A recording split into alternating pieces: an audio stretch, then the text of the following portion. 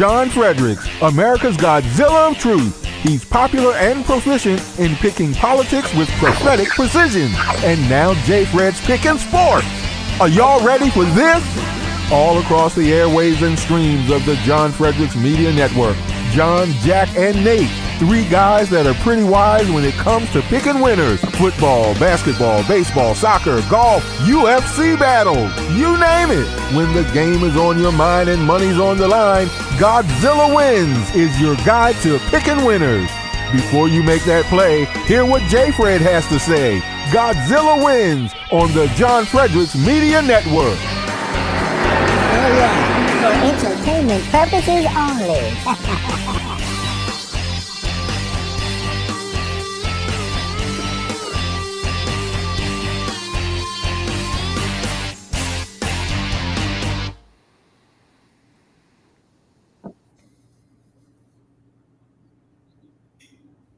Good morning and welcome to the Godzilla Wins Saturday Picks Show, if that's what it's still called. I'm actually not sure what our show is called anymore.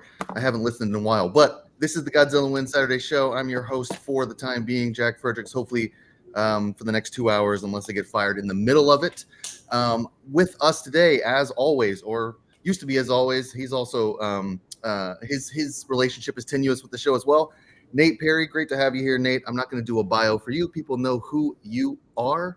I've also got joining me for the show two people who you should have heard before on the show, but I don't know if they've been introduced properly, but I'm a proper host trained by, I wasn't trained by anybody, but I'm a proper host, so I'll introduce these two guests here. We've got Ivy White, who's a senior at West Virginia University, majoring in criminology with a minor in journalism.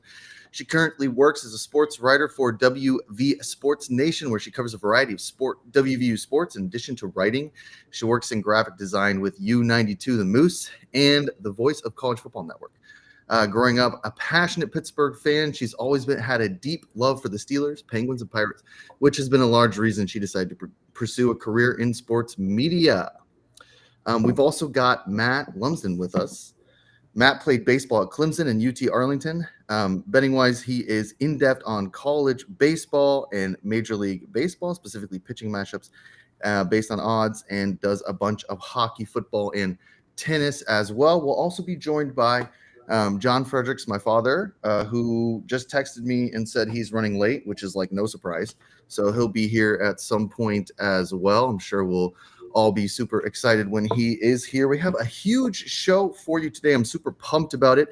I wrote the show, the run sheet, so I should be pumped about it. Going to be a lot of fun. Before we get into the show, before we start talking about all these incredible topics, I do want to read our little gambling disclaimer, because while we don't do as many picks as we used to, we still do some. So if you have a gambling problem, please call 1-800-GAMBLER, 1-800-426-2537. In Colorado, Illinois, Indiana, Louisiana, Maryland, Michigan, Ohio, Pennsylvania, Tennessee, Virginia, West Virginia, Wyoming, 800-327-5050. Visit gamblinghelpline-ma.org in Massachusetts. Call 877-G-HOPE-NY or text HOPE-NY 467-369 in New York. Please gamble responsibly. Call 1-800-NEXT-STEP in Arizona, 1-800-522-4700. Kansas and New Hampshire, 888-789-7777. Visit ccpg.org in Connecticut. 100-BETS-OFF in Iowa, or visit opgr.org in Oregon. Incredible show today. Like, extremely excited for all of these really great topics. We're going to start off with some baseball, talk a little torpedo bats, the Yankees and whatever's going on with that. Do some NFL, some free agency, some draft stuff. Do a little West Virginia, because I got my West Virginia professionals here. So we'll do a bunch of stuff on West Virginia. We got the spring game today, all that stuff. Got some NHL. I don't know anything about the NHL, so I'll need some help on that topic. And then we'll do all the basketball stuff. We got the women's championship now set after last night's Final Four. And then we also have the men's Final Four that'll be taking place, I believe, today, and then the championship later this week. Guys, it's been a long time since I've hosted, so we're going to see how this goes. How you guys doing? Excellent. I'm so glad you're hosting today and not me. Yeah. It's 6 a.m. here in Phoenix, so I'm awake and at some point we'll probably get some coffee and hand it over to Nate or John if he ever decides to show up. So glad that he's committed to the show right now.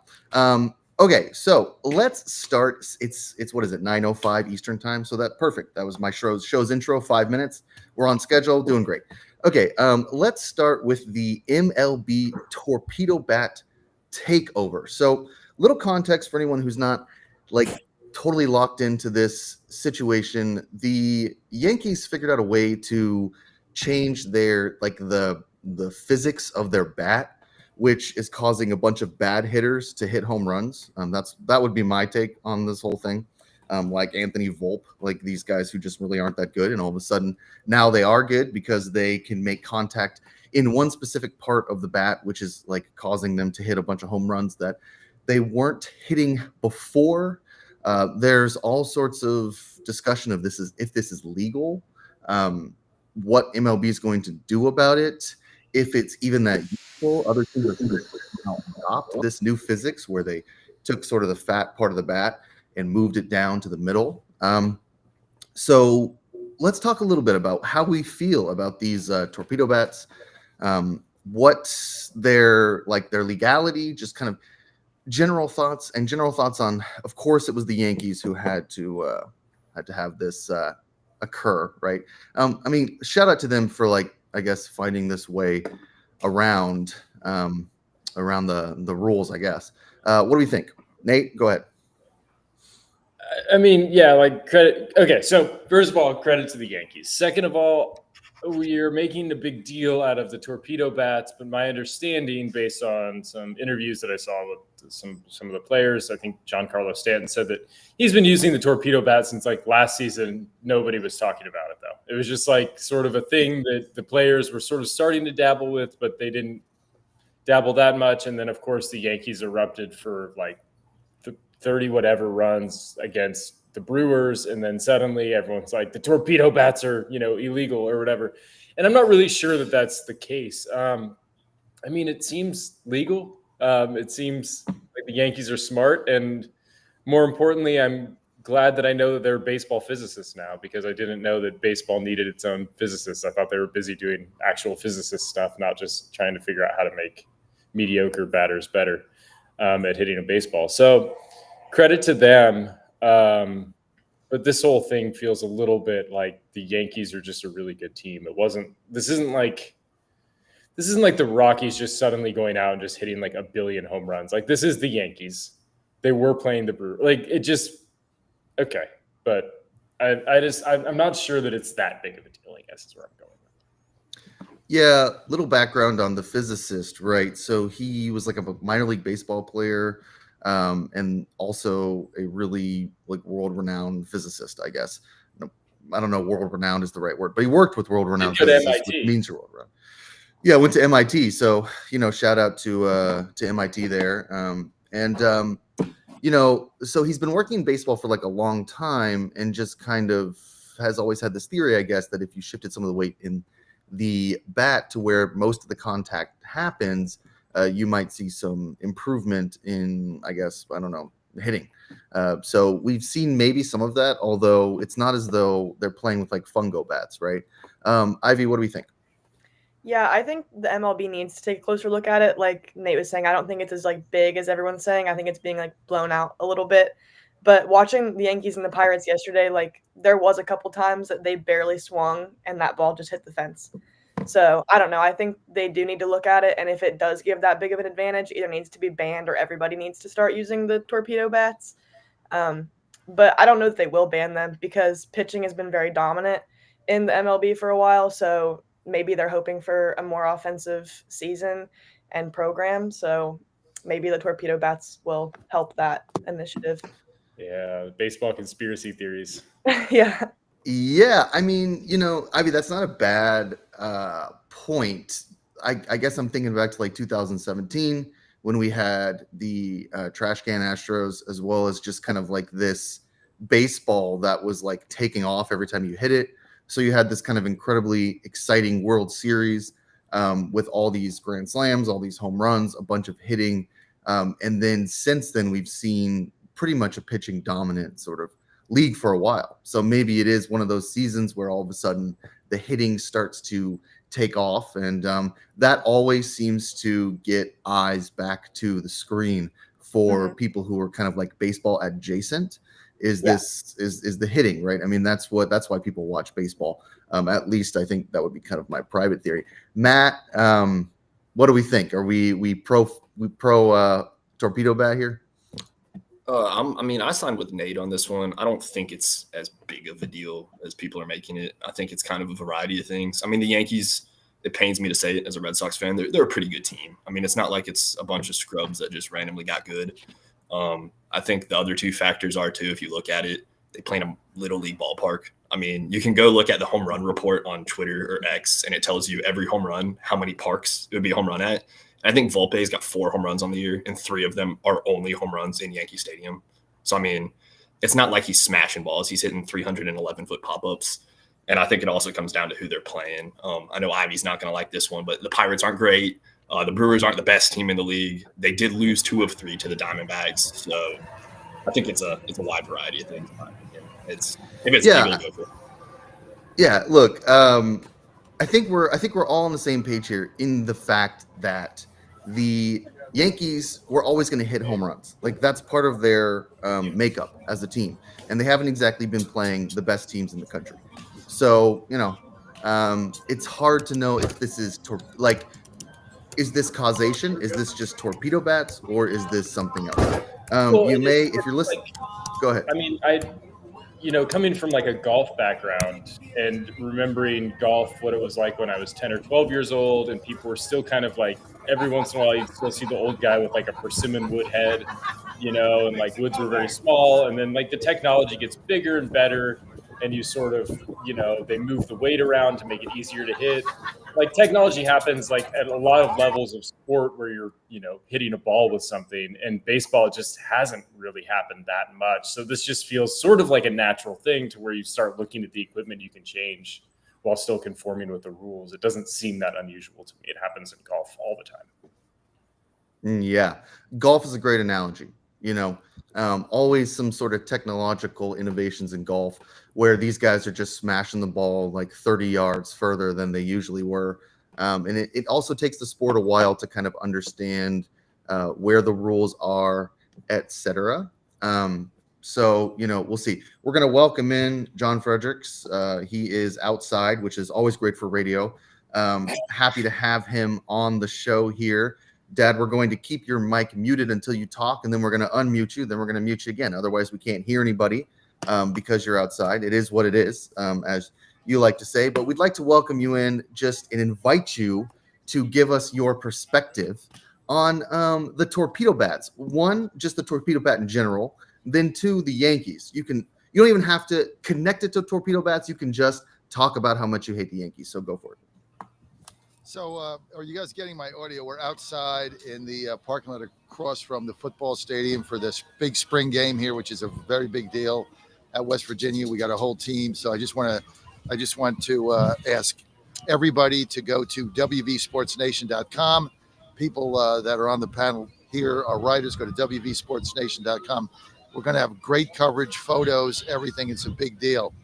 I'm going to take this mic out of the stand here, which might be a little bit better if I just go live old school. Oh, yeah, now you look like an on-scene reporter. Perfect. Yeah, well, that's really what I am. That's not what you are at all. But go ahead. That's what I am today. That's what they. Yeah, that is me what you are today. Yeah, Go ahead. It's not my idea to come here. My staff leaned on me to come to this fiasco, but yeah. Well, I'm glad you're super excited about the spring game, one of the most important days in Morgantown. Can't wait. Listen, give us your take on torpedo bats. I mean, it's another scheme by the Yankees. It's another scam by the Yankees to cheat, which is all they do. I mean, they buy all the best players. Now they're changing bats. I mean, they had one guy, analytics, who was hitting bat off the handle. People have been hitting bats off the handle for 170 years since Doubleday invented baseball. And now all of a sudden they have this new bat. And I don't know. Analytics has taken the game over, and Major League Baseball says, hey, the bat is legal. Where you put the hardwood is where you put the hardwood. I mean, the downside of that is you're not going to have the hardwood and the heavier wood in the barrel, which is what baseball hitting is based on, is barreling it up. So now you're not going to do that. Now you're trying to hit the balls on the lower part of the bat off the handle, which is, changes the game. It changes the way pitchers pitch. I mean, it changes a lot of things. But look, analytics today, it is what it is. I mean, that's where the game has gone to, and those that don't take advantage of it are going to get left behind, no doubt about it. And they look. You guys are talking about the Pirates. I mean, it's a sad state of affairs. It just, they play in probably the most beautiful ballpark in the country. I think it's absolutely breathtaking when you go there, right downtown Pittsburgh. Got all the backdrop, rivers, and I mean, the owners. Ogden Nuttig first owned it. Now his sons own it. That would be, before that it was Kevin McClatchy, who's a very close personal friend of mine. He used to be my direct boss at when I was with McClatchy all that time. But they've just turned the thing into, they figured out by losing how to make a bigger profit. That's another problem now with the game. Salary cap, teams that make money by losing. It's like the opposite of capitalism. The more you lose, the more money you make. It's just insane. And so that's got to be addressed also. It's not fair to the fans in Pittsburgh or Oakland or Sacramento or any of these teams that are figured out, if we lose games, we're going to get the revenue share, don't pay anybody. And that's how we make a profit and basically screw the fans. So, Ivy and Matt, you haven't been on the show long enough to know this, but there are certain things that John works into almost every single show. One of them is the Tennessee Titans. Doesn't matter what we're talking about, he's going to bring it up. Another one is that he used to know like the owners the previous owner of the Pittsburgh Pirates. Like he worked for one of them in like 1988. And so if the Pirates are ever brought up on the show, he's like, oh, listen, they used to be owned by the McClatchys and I knew them. And which has nothing to do with torpedo bats at all. But it's important for our guests on the show to know that there's like a couple things that he's going to bring up, regardless of what the topic is. That is one of them. I want to do a couple more baseball topics, I think. So just really kind of quickly, some like rapid fire stuff, maybe. And the big one is, okay, so this is some Atlanta Braves stuff, right? There's two topics I kind of want to talk about. First of all, the Atlanta Braves suck. Why? Why are they? I don't know if they won last night, but they were 0-7 last time I checked. So they're either 1-7 or 0-8. So they suck. They won last night. 10 to 9. Finally got it done. That's perfect. So I guess they got their swag back. Also, Jurickson Profar received an 80-game suspension after testing positive for a banned substance. Whatever that is. We can, make some inferences about what that substance was. So I just kind of want to talk about the Braves for a minute because they've been in the news as, this is a team that is usually pretty successful. No team, I think, I saw some stat, no team has ever made the playoffs starting 0-8. So it's important that they won last night. Ivy, we'll start with you and we'll kind of go around. What's going on with the Braves and how do we feel about this Jurickson Profar suspension? I'm not too familiar with the Braves, to be honest. So I'm not super sure about that one. And yeah, on the suspension, he should be suspended, but maybe he needs one of those torpedo bats and he won't need to do the substances. Yeah, that's exactly true. Nate, what's going on with the Braves? I mean, they're not hitting. They play their first two series against the Padres and the Dodgers, and they get 16 hits. They don't get any hits when there's runners in scoring position, really. They don't put that many runners in scoring position. And, it's hard to win games when you don't score runs. I mean, that seems like the biggest problem. I mean, some of that's just baseball flukiness. But also, after they started that 0-7 start, there are a lot of teams that, are looking around thinking, they could. I mean, I guess if there's any team that could make the playoffs after starting 0-7, it would be the Braves, but no team has ever done it. Now they're 1-7, and I guess they can be the fourth team ever to earn a postseason berth after a 1-7 start. They would join the 74 Pirates, the 95 Reds, and the 2011 Rays. So mean, it's just not a very good. It just wasn't very good hitting. A lot of that comes around, but certainly you don't want to just have bad hitting and then just lose games for an entire week. That's not really.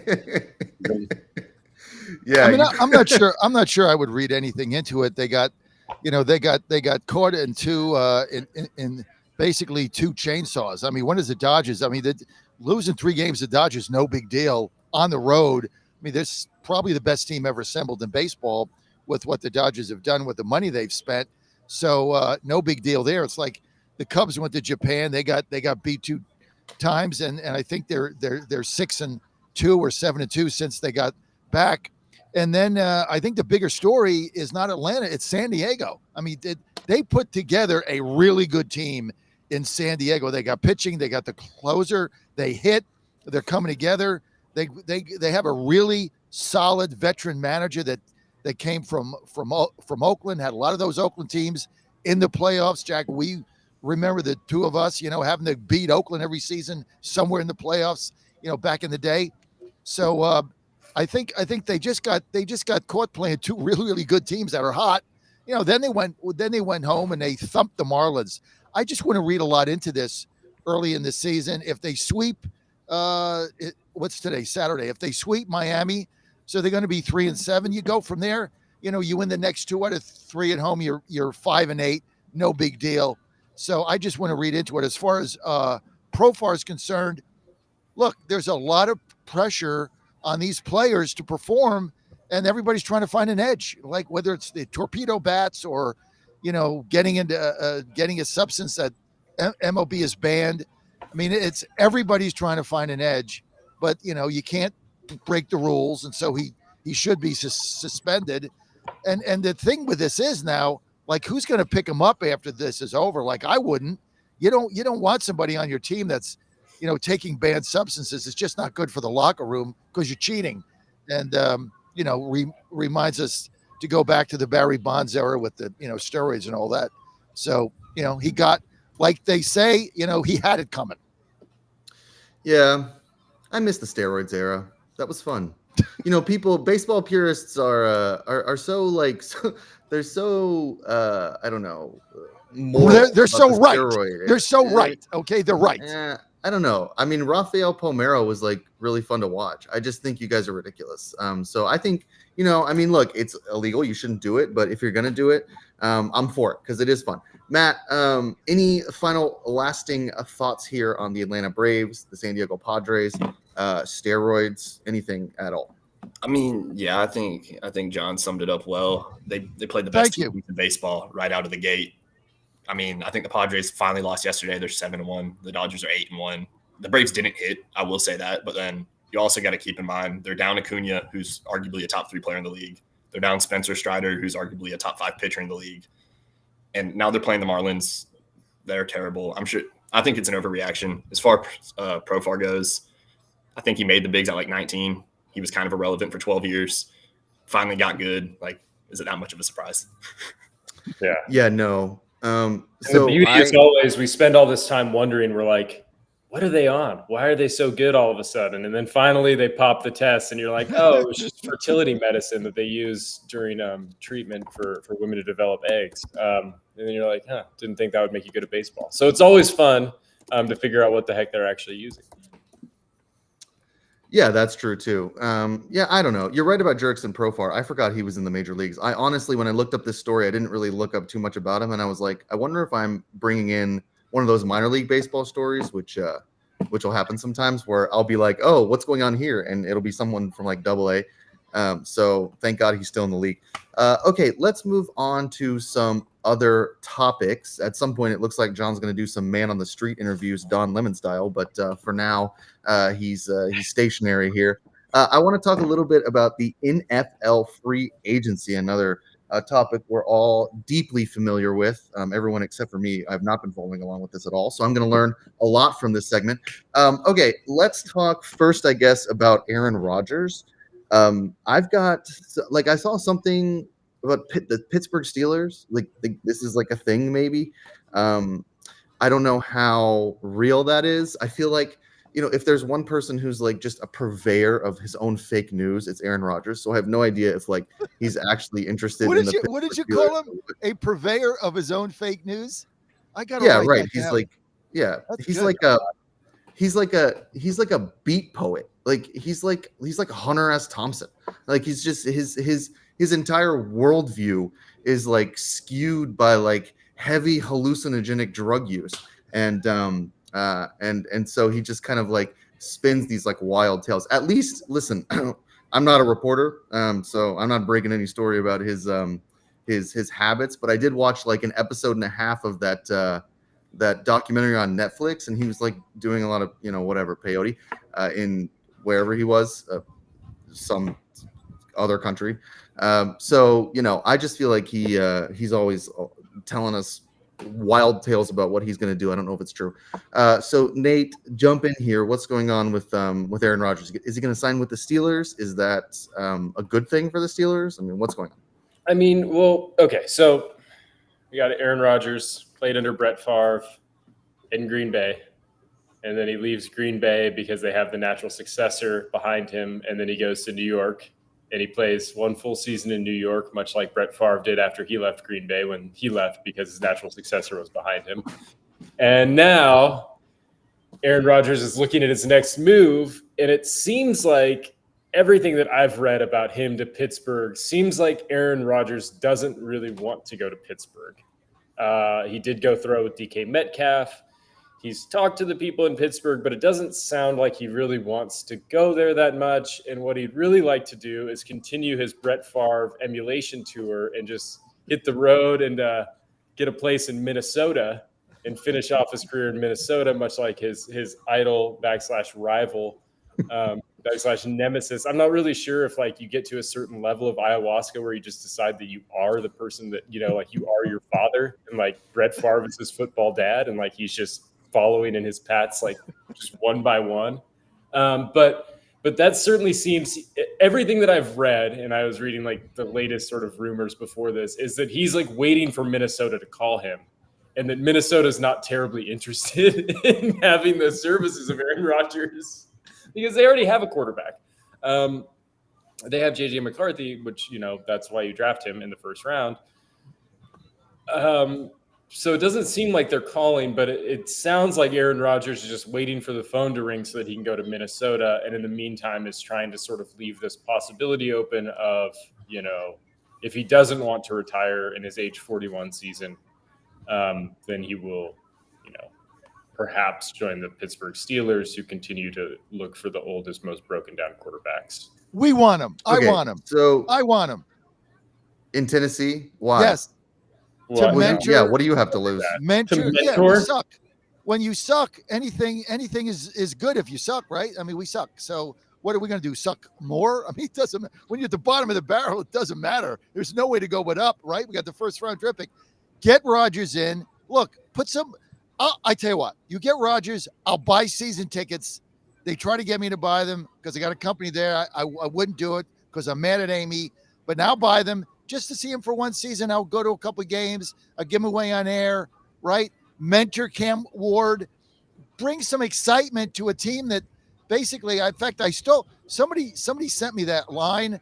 I think it was Jack sent it to me. And I actually said it with Tennessee Senator Marsha Blackburn on my show yesterday, who's running for governor, I think.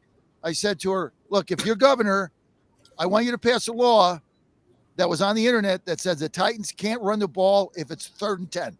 She laughed. So that was pretty good. I mean, we're the most boring team there is. Let's get some excitement. There is no excitement in Aaron Rodgers. There is no excitement Yeah. with Aaron Rodgers as your quarterback. First of all, Cam Ward's better. Second of all, what's Aaron Rodgers going to mentor him in? You don't want him to mentor him in like half the things Aaron Rodgers does. And then in the other half that like maybe is like, remember how he used to be good in 2015? That's the other part that Aaron Rodgers can mentor him. So I'd probably just Terrible bring in Randall Cobb to mentor him if you're trying to like recapture the magic of the Packers. So we're gonna get Ivy and Matt in here in a minute. Just to kind of recap the landscape here. So it seems like Aaron Rodgers is dating other NFL teams while he waits for the Packers to call him. That strategy never worked for me. Maybe it works for him, but it has never worked for me. I'm not sure I'd be emulating Brett Favre, because the end of Brett Favre's career ended with all sorts of interesting nuggets, including stealing millions of dollars from the taxpayers of Mississippi to build his daughter a volleyball stadium in Southern Miss. So I'm not sure he's the best role model either. So yeah, I'm not totally sure about the Brett Favre stuff here. That's not the career trajectory I would be interviewing, and that's just one example in a long list of kind of nonsense that Brett Favre has been up to for the last 20 years. So wasn't he doing some kind of a scandal where he was texting some sports lady writer and he was married? That was at New York. About? That was at New York. At New York. That was in New York. That was a while ago. Ivy, do you? I mean, you cover the Steelers. Would this be a good move for Pittsburgh, or would you rather have literally anybody else play quarterback? Oh God. Personally, I would rather have anybody else than Aaron Rodgers. We signed Mason Rudolph, so I mean, we have a quarterback. Whether that's going to be the quarterback we use, I don't know. But I'm kind of on the same page as Nate. I think that he's kind of just using this as like a waiting out tool. He's waiting for the Vikings to call him. I think he wants to make it seem like he's either going to Pittsburgh or retiring, and then he'll just appear with the Vikings, which I hope happens. I hope he doesn't come to Pittsburgh personally.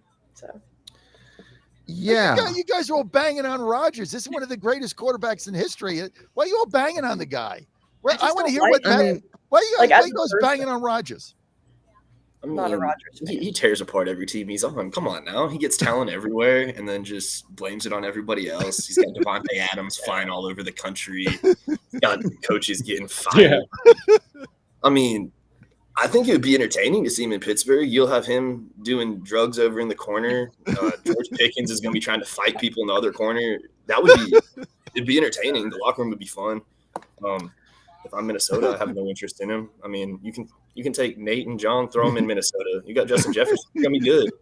They'll figure it out. Yeah, that's true. Kevin O'Connell will be a quarterback with those wide receivers. Yeah, I mean, he would be successful in Minnesota, but so was Sam Darnold for most of the season, and that sort of turned out disastrously in the playoffs. Ivy, a Pittsburgh Steelers fan, I can sniff one out from a mile away whenever they start talking about Mason Rudolph. Like when you're like, Mason Rudolph was pretty good. Mason Rudolph can really lead a team.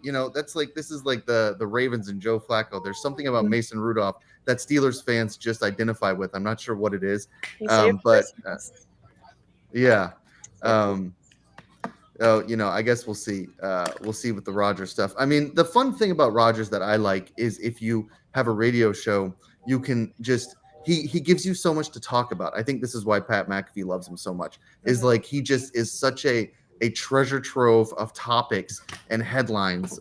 He never just makes it boring, and I do appreciate that about him. I mean, he's like a lot of fun to just follow. He's such a weirdo. So I certainly appreciate the little Aaron Rodgers talk. I want to move a little bit to the NFL draft here. Another topic I know nothing about, so I learned a lot about Aaron Rodgers. Yeah, that's right, because the Titans have one of the first picks. Number one overall, that's right. So let's talk. John, I guess we'll start with you here. We got the QB. I guess if we're talking NFL draft, I probably am only interested in QB prospects. I don't think anyone who follows sports, like unless they follow it really closely, is interested in anything else other than the quarterbacks. So if you guys want to talk like offensive linemen, go for it. But I'm probably going to stick to the quarterbacks here. So we got Shedeur Sanders, Jalen Milroe, Tyler Show. John, I mean, it's Shedeur Sanders, I guess, right? How do we feel about the Titans? What should they do? They got the first overall pick, so how are you feeling about that? Well, if you were in Vegas and you wanted to bet what they would do, you would write down what is going to be the dumbest thing they could possibly do on draft day. Like, what would be the three dumbest things, and they'll do all three of them. So they're going to do what's ever stupid, because that's what they do on draft day. That's why they're in the position they're in, along with other dumb moves that Amy has made since she took the team over, the former Joan of Arc of football. So here's what they have to do. They have to draft Cam Ward. They have no choice because they don't have a quarterback. The quarterback they have right now is a clown show. Everybody knows it. Nobody wants to see him taking a snap. He's not even a backup. The guy's a joke. He's not an NFL quarterback. He's just so bad. So they need to get him out of there. And you got a new stadium coming. You suck. You need something for the fans to rally around. I mean, Travis Hunter's the best athlete in a perfect world. You have a quarterback, you pick Hunter. No question about it. But we're not in a perfect world. We're a team that got 3 wins with no quarterback. That is boring to watch. That's the other problem. They're boring. There's teams that have won 3 games that are exciting. They're just boring. Even when they get beat, they're boring. Even when they win, they're boring. So they need to get excitement. They got to pick Cam Ward. And look, everybody is looking for the next Washington Commanders QB, right? They're all looking for a Daniels. Can Ward become a Daniels? Problem is, if you don't pick him and you go with Travis Hunter or you go with the defensive lineman, which is probably a better pick for the team, and he turns into a Jaden Daniels, you're gonna be kicking yourself forever, and the fans will be unforgiving. So they have no choice but to pick Cam Ward and then hope it works out. Nate, how do we feel about that searing analysis from John? Thank you. Rare moment of agreement. Rare moment of agreement with John in that I think that Cam Ward is probably. I mean, everything that I read indicates that he's probably the best quarterback prospect. He just gives you some more ways to win than Shedeur does. Using his legs. He's a little bit better off schedule, which is something that the Titans probably need to factor in as well, because the Titans are not very good. They need someone that can sort of make plays happen and not just take a billion sacks like Shedeur has already been doing in Colorado. So from that perspective, Cam Ward seems like a better fit just on a bad team. And we've watched teams really blossom with just a quarterback. I know that the narrative is always, well, there's so many problems with this team, it's going to take forever for them to get back. But we thought there were a lot of problems with Washington. And then Jaden Daniels just kind of solved all those problems. We thought there were a lot of problems with the Houston Texans, and CJ Stroud sort of solved a lot of those problems, right? We thought that the Jaguars were going to be like a good team if they could just get a quarterback, and then Trevor Lawrence has still sucked. So, there's a whole bunch of ways that this goes. But the way that it goes to make your team relevant as quickly as possible is not to get a defensive lineman or not to get a defensive end, though they may be a stud. Like, you really have to have a quarterback. And I think that, the Browns sort of get that luxury pick probably of Abdul Carter. But I think that for the Titans, it has to be Cam Ward. Really, my optimism with the Jacksonville Jaguars is well documented on this show. I still think that could have worked. I don't know why it didn't. I can't believe it fell apart. I was hiking a couple weeks ago, and some guy had like a Duval shirt on. I mean, I love the Jags, right? I don't know why, I just do. And I passed him, and I was like, oh, Jags, yeah. And he looked at me like I was insane. I mean, he had the shirt on, like it said, he just didn't want to talk to me, which is fair. But so that was my latest brush up with a Jags fan. But I mean, he just looked at me like, oh my God, like, shut up. So I guess the Jags are, not as everybody's not unified over Jacksonville as I am. Ivy, Cam Ward, we could talk about some of these other quarterbacks too, where they might go. What's your take? Yeah, I think looking at like the upcoming QBs, Jalen Milroe seems like he could be one of the best coming in. He had a 40-yard dash of 4.37 seconds, I think, which is crazy. So I think under the right system, he could perform really well. I don't know where he should go, where he'll end up, but I think he could. I think he could be really good. Yeah, Matt. I mean, this is sort of another important kind of topic here. I mean, everybody seems to be coalescing around the idea that Cam Ward is the number 1 overall pick, possibly the best quarterback. Jaden Daniels, I don't believe was the number 1 overall pick. Usually, statistically, you get 1 good quarterback out of the pool, maybe 2 if you're lucky, but it doesn't usually happen. I mean, you get 1 that's effective, and that sometimes you get 0. It's just kind of how quarterbacks are. So Matt, and we can kind of circle back around to some of this topic too. Is it Cam Ward? Is it Jalen Milroe? Like, is it Shador Sanders? Who has the kind of the biggest upside here, quarterback wise? I think upside's got to be Cam Ward. I mean, you watch him at Miami, the poise is top tier. I mean, the way he carried himself, he turned that offense around real quick. It's not like Miami was a powerhouse before he got there. I think he's the clear-cut one. Unfortunately, it's not. I don't think the depth is great compared to, especially to the year before. Like Nate said with Abdul Carter, being the huge Pats fan, I would have loved him there at 4, and I just don't see that happening. So I wish there were a couple more quarterbacks. But yeah, I think Cam Ward's the guy. I'd be curious to see possibly like a late round flyer on like a Tyler Schaff, a Jackson Dart, maybe get mentored for a couple of years, see if they could just be an average NFL quarterback on a good team.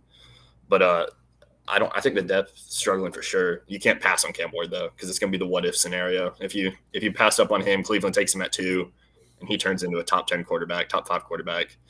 Tennessee's going to be in shambles. Yeah, that's true. Nate, let's talk a little bit about like maybe Jalen Milroe, Taylor Schaff, etc. I'm not sold on Jackson Dart. I went to Ole Miss. A lot of people know that. I went there twice, which maybe I shouldn't have, but I did. And the one thing about Ole Miss that I think is important to keep in mind is that they always have a quarterback who people around draft day are like, he's a sleeper. I mean, this has been going on since, Bo Wallace. And none of them are playing in the National Football League as a starting quarterback.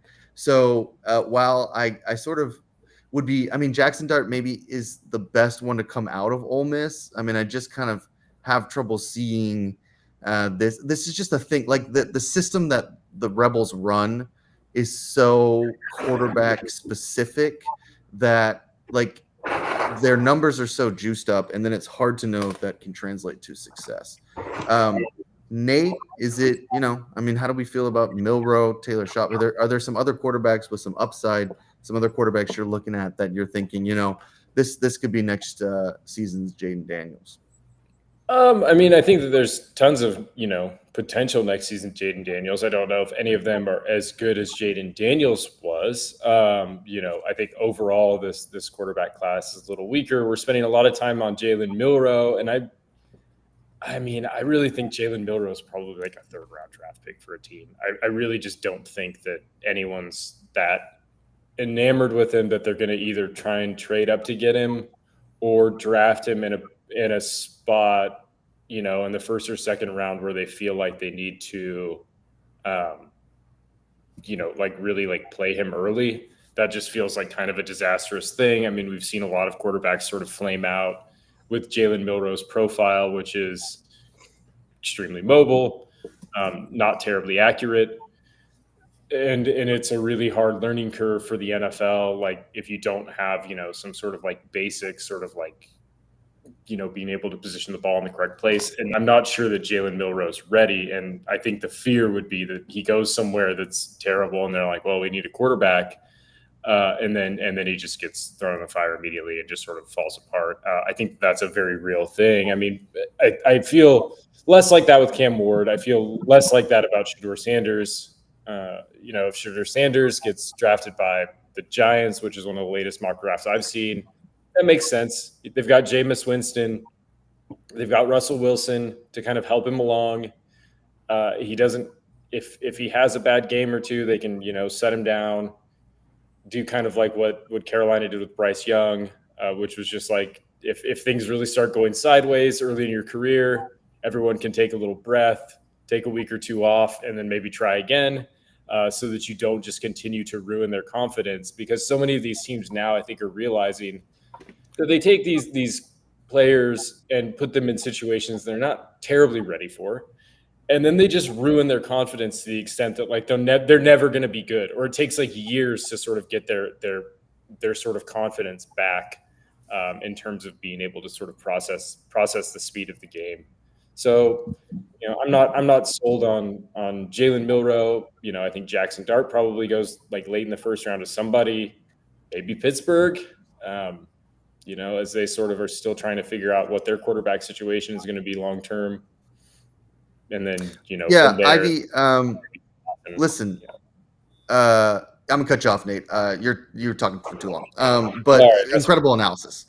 Yeah, terrific analysis there. I stopped listening until you, and then you said something about Pittsburgh, and I figured, oh, that's a good opportunity to bring Ivy back in.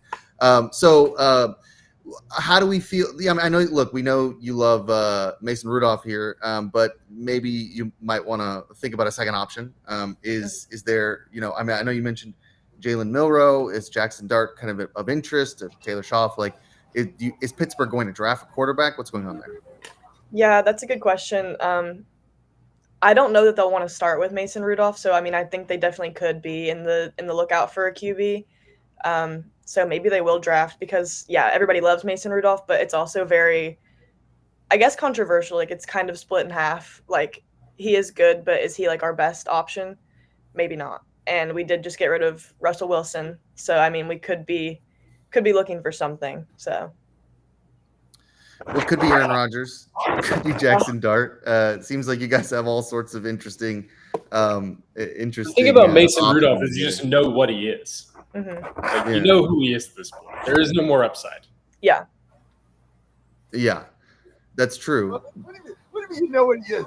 He's a backup quarterback that you put in when your first quarterback gets hurt for 2 games and now throws 7 interceptions. Wait. Where'd your microphone go? We can't hear you. Don't. Jack, you got me laughing. The Nate analysis, Nate, I got to tell you, I was riveted. So much that I turned the mute button on. So I was hanging on every word of that analysis until you got unceremoniously sliced. Yeah. Yeah. Well, I mean, I wouldn't exactly say your analysis is any more interesting. But I said I was complimenting him. Yeah. You compliment. It's great analysis. Yeah, terrific analysis. I mean, you guys are talking about Mason Rudolph like he's a solution.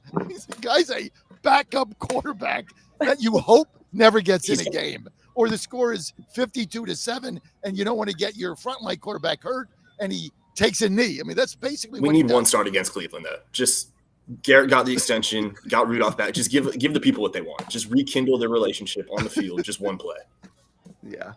I mean, I love Pittsburgh fans. You guys are you guys are just so optimistic. You're always just like, we'll be all right. We got Mason Rudolph. Like, what could go wrong? Rudolph's back.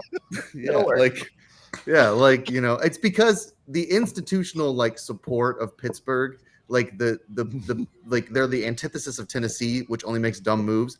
Like, Pittsburgh makes a lot of smart moves. They're always in the playoff hunt. They got a coach they've had for a very long time.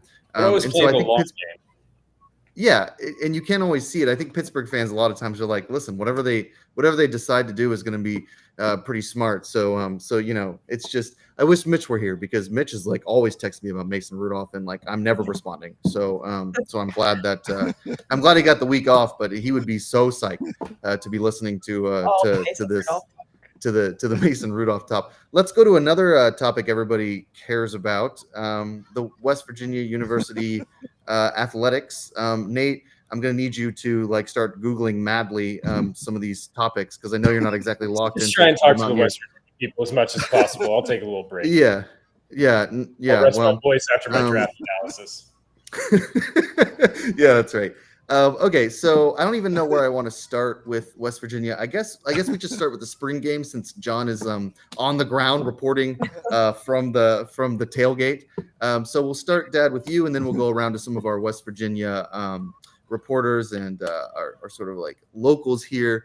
Dad, just talk a little bit about the atmosphere here in Morgantown. The spring it's game. Huge. Okay, it's huge. It's rocking.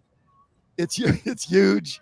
Hey, Ivy, aren't you supposed to be here? Don't you have a credentials? Oh, I mean, I can be there after this.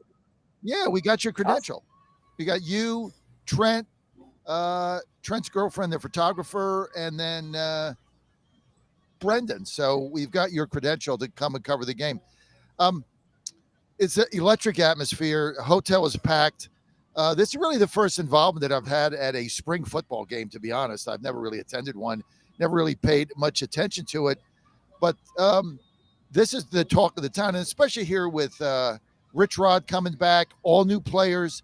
He got a couple of his returning players ended up coming back. But one of the reasons, and I'll get Matthew and Ivy here.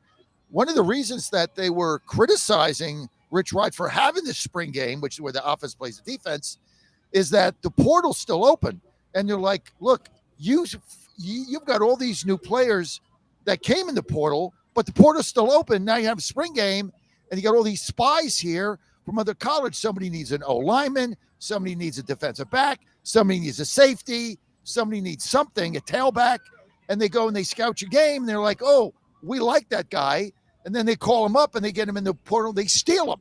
So that's been one of the big things going on here. Is that really going to happen? I don't know. But the best thing, I tell you what, I got to hand it to Ren Baker. A lot of people criticized him over the basketball coach he made, but getting Rich Rod back has energized Morgantown. I mean, everybody is fired up about Rich Rod. They can't wait to the new culture he's installed. And I think you're going to see some of that toughness in the spring game today. And you're going to see like all new players on offense, all new players on defense. First string offense plays first team defense. You're going to get a real bird's eye view on what this team is going to shape up to be, and can they compete in the Big 12?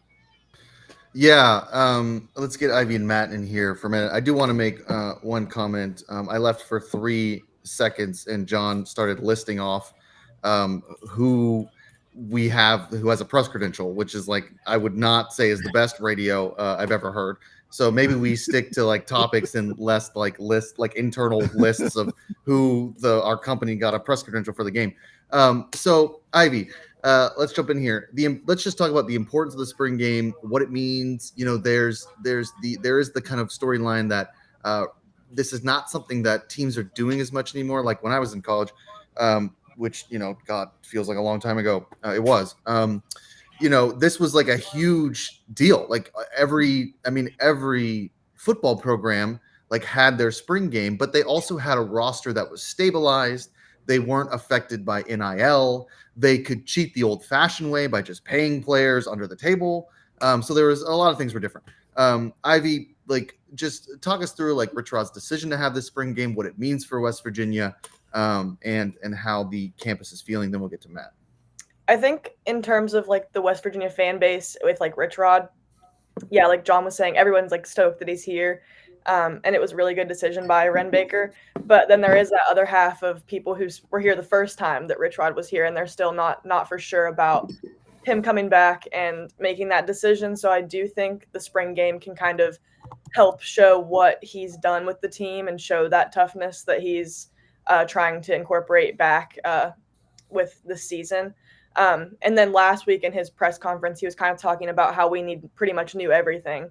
So maybe this game will help recruits kind of see how we play, kind of help convince people to come, see the atmosphere, get people excited for the season. So I think it was a good decision. Like John was saying, it could be a little dangerous with that portal. But I think overall that it was smart. So. Yeah, Matt. So reactions on kind of having the spring game, but also I am kind of interested in this discussion because like I'm not sold on Rich Rod like at all. I think this is kind of not the best move, but it seems like Mountaineers fans are completely bought in. So I'm kind of interested too on having that discussion in addition to the spring game. I think the spring game is an exciting sort of thing that's going on. I'm glad they're having it. We'll get your reaction, Matt, here in a minute. But I'm kind of with Ivy. Ivy didn't exactly say that this was her analysis, but there are people on at West Virginia who are maybe a little skeptical of the hire. Definitely a nostalgia hire. I mean, so how do we feel about that, Matt? See, I feel like that's where me being like a newer West Virginia like association kind of helps, because the first Rich Rod experience, I was a child and had no allegiance to West Virginia. So, but I mean, the guy wins. Jacksonville State was terrible. He goes down there, I think 9-2 first year, bowl win second year. They beat the brakes off of Western Kentucky in the conference championship last year. As far as the spring game goes, I like it. I mean, Clemson's always had one. It's normally pretty packed. They actually have theirs today. It's something for the fans to get excited about, shows potential, new coaching staff, new players, kind of a new identity. I think it's a great way to build some hype, kind of hopefully get the fans involved. But on the flip side, if they don't look like they should, if the identity hasn't been formed, it could fall apart. So I'll be curious to see what the response is around campus in about 12 hours. So Rich Yeah. Rod says that they're not going to play like a real game, and that it's just going to be a little scrimmage and a little patting each other on the back because they don't want to get any players stolen, and it's not really going to be a real spring game like people are used to. And this is something that people are excited about. Like we don't watch the Pro Bowl because it's not a real football game, but then it's like, oh, it's West Virginia, so it's fine. Well, there's not a lot going on in West Virginia, so that's number one. Like there's not, they got to have something. But the other thing is like it to me. I mean, and this is Nate. I kind of want your thoughts on this too. Something Matt said. Rich Rod wins. We can challenge that. But like to me, this is a good sort of. It's a good marketing tool for a coach who is returning to like the place where he made his name, where a lot of West Virginia alumni like Mitch, the sort of older alumni, they really, really long for the days when like West Virginia was in the Big East and like beat Pittsburgh on a Thursday or something. I don't know. But it seems like that was like really important in 2003 whenever Rich Rod was there. So I think as kind of like just a marketing, like a brand sort of management, just having like a spring game that can gin up any excitement among the sort of internal West Virginia Alumni Association, especially when, you do rely on NIL money. So you're kind of, you want that institutional support. I think that's important, but I don't know. I mean, there's the idea that it's not really a game. And then there's also this idea that Rich Rodriguez like wins everywhere he goes. I mean, Matt, like I'm sure it was a proud day when they beat Western Kentucky, Jacksonville State, but it's not exactly like something that I'm like super impressed by. He was okay at Arizona. He sucked at Michigan. I don't know. Michigan was going through a tough time back then. They couldn't find a coach, but he was 60-26 at West Virginia. So, I mean, he does win sort of, probably enough for West Virginia. Nate, I don't know. I don't have a question. I was just talking. I mean, yeah, this idea that Rich Rod was great at West Virginia in those old Big East days. Some of it was because it was the Big East. I think some of it was because that was sort of the dawn of Rich Rod's sort of like prototype of, we're going to run this sort of like spread option offense with a really mobile quarterback. They had that 11-1 season in 2005 with Pat White that was, his sort of like, that was his high watermark as a coach, I think. But yeah, this idea like Rich Rod is still relevant in 2025, I guess, is something that I probably push back on just because his record at Arizona wasn't great. 8-5, 8-5, 10-4, 7-6, 3-9, 7-6. Like that's barely above 500. That's 43-35, I think, overall, and with a losing record in the Pac-12, which is not that strong of a conference in the time that he was there. I don't know. I mean, I get that West Virginia people love it. He's from West Virginia. He went to West Virginia. He's coached West Virginia before. He is like Mr. West Virginia. He probably should have run for governor instead of, tried to build this football program. But, yeah, I mean, I find it hard to be excited about the direction of Mountaineers football because you hired a 6-year-old who just got done coaching Jacksonville State. So I want to jump in on that, kind of get Nate and Ivy in particular. What would fans consider a success this season? Would a 9-3 season with a bowl win, is that a success? Like, I guess that's kind of, especially not being as privy with West Virginia football as everybody else. What qualifies this as a successful hire, as a successful first year? Obviously, like Jack said, beating Western Kentucky for Jacksonville State, I mean, it's good, but that's not Big 12 caliber. That's not impressive. Like, I understand that. So I'm curious what your guys' thoughts on what qualifies this as a successful stint coming back. Matt, that was exactly my next question. So maybe I'll make you the host in the next hour because I'm getting kind of tired. All you. You can No, great question. Ivy, what constitutes success for Rich Rodriguez? I mean, with the bare minimum on the line from last season, I think just to be competitive is going to be a huge thing. Coming from Neil Brown, like we would go to games and play awful teams and not know if we're going to be successful or not. So I think if he can bring in if he can recruit people, make people commit, and we can be competitive, I think that's one success. And then just see how he reacts with fans. See how people end up taking it. I don't know. It won't take much to be successful, honestly, with him. People already love him. So I think if we can just be competitive, that'll be a big one. So being competitive, Dad, what constitutes success for West Virginia football next year? The other one. Thank you. Wins.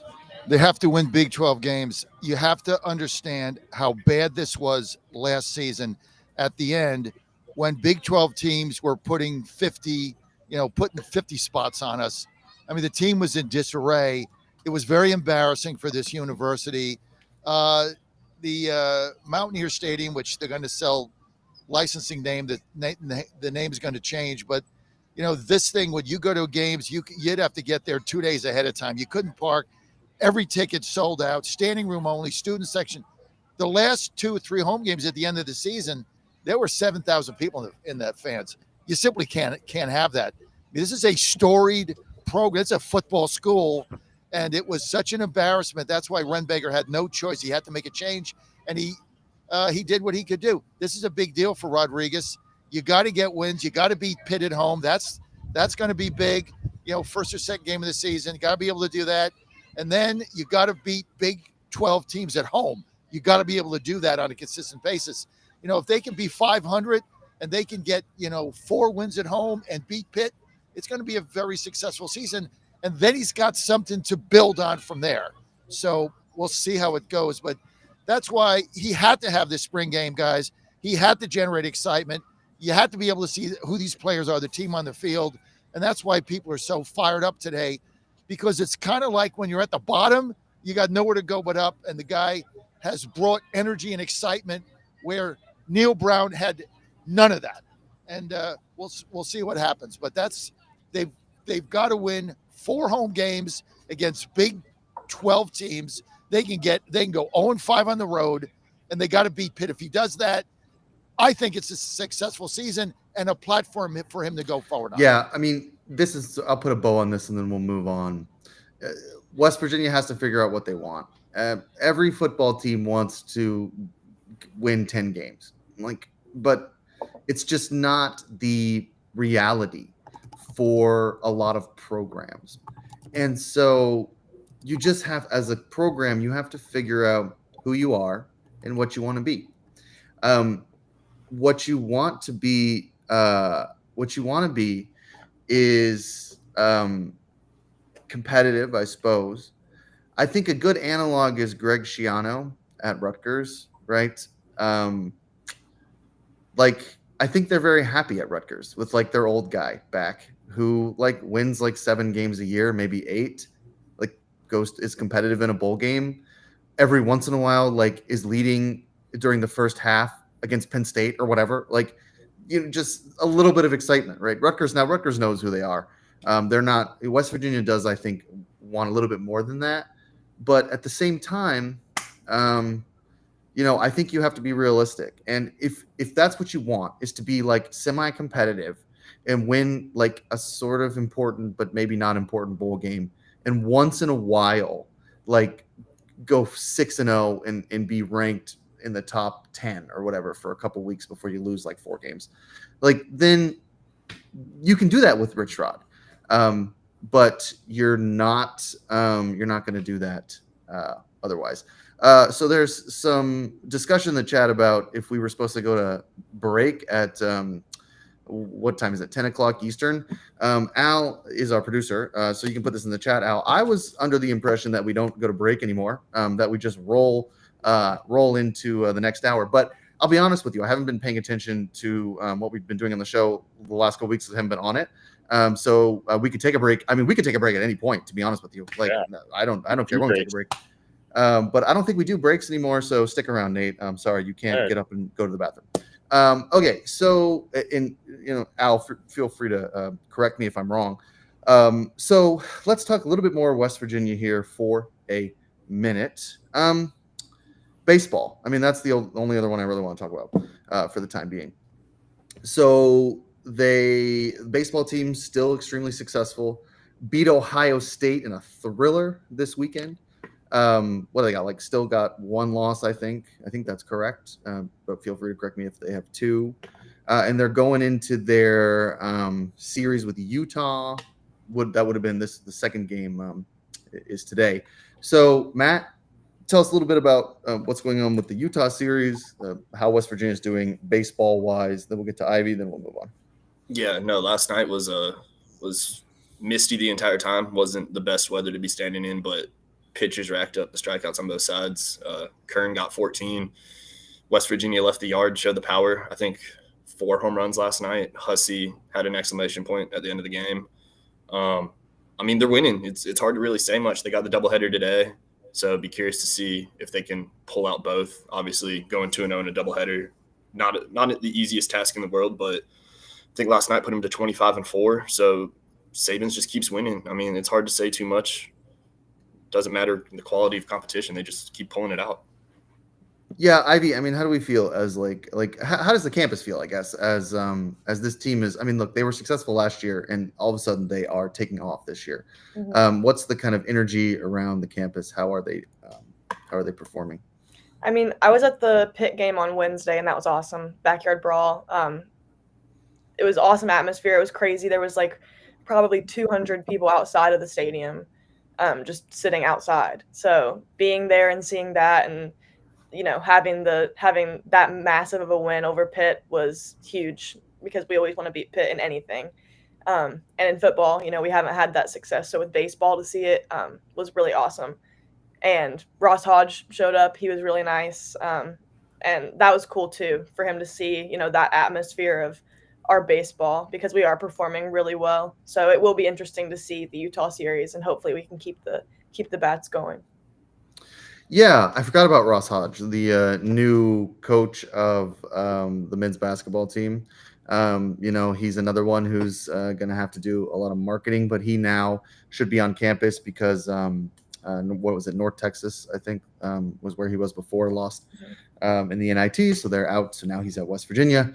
So like a lot of stuff, a lot of kind of exciting stuff going on in West Virginia. You have this baseball team that is going to be competitive. They're gonna, be competitive throughout the rest of the season.